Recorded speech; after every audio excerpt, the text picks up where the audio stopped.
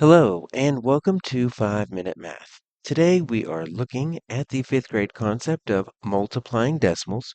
This is standard 5.3e in the great state of Texas, and we are using item number 23 of the 2024 released STAAR test. If you haven't done so already, please go ahead and take a moment to pause the video, work this problem out on your own, unpause it, and we will look at our answers together.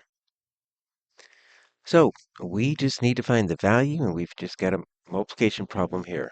1.5 times 1.12, or we could say 1 and 5/10 times 1 and 12 hundredths. Now, let's first do a little bit of estimation here to see if this can help us, right? So if we wanted to round both of these, let's round both of these to the nearest whole number.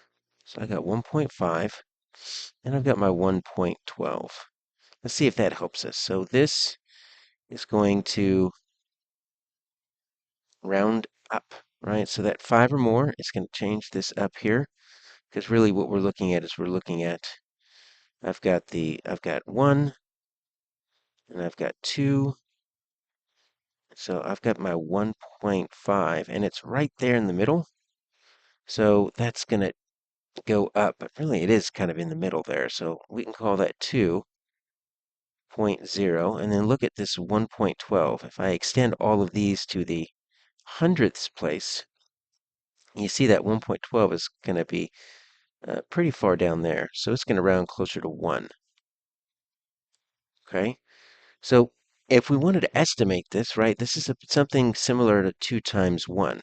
If I just look at my ones place. And so it's going to get me an answer that could have gone down. So an answer between 1 and 2. Okay?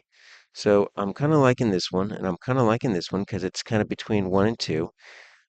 But these look way too large. So I've already eliminated 2 answers just by rounding and kind of estimating. Now, how do we actually multiply this? Well, my first suggestion would be, let's just forget the decimals. Let's just pretend it's 112 times 15. It's a 3 by 2 multiplication. We should know how to do this. We will handle the decimals afterwards. We're going to look for something that's kind of between 1 and 2. Okay?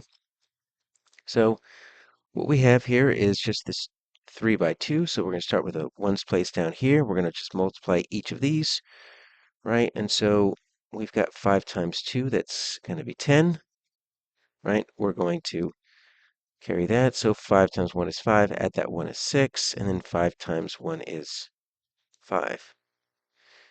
Now the second row is going to be pretty easy, right? Because it's just 1. We could just write our 112 down there.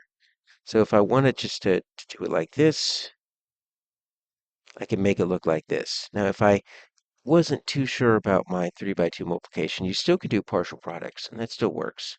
Now, you could do it as a series of multiplication problems, and you would still get the same answer.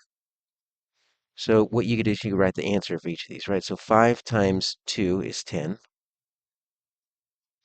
5 times this 1 is 5, but that's really not a 1, that's a 10. So 5 times 10 is 50.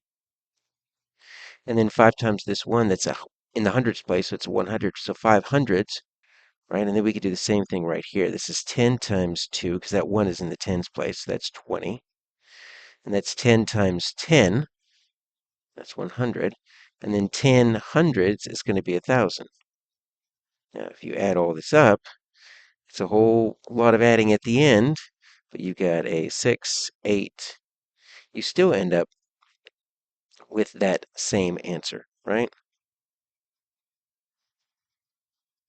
Let's make that a 5, so we can make that a 6. There we go. That was a 500. So you still get that 1680 either way. Now, how does that help us? Because I see this right here. Well, remember, these were actually decimals.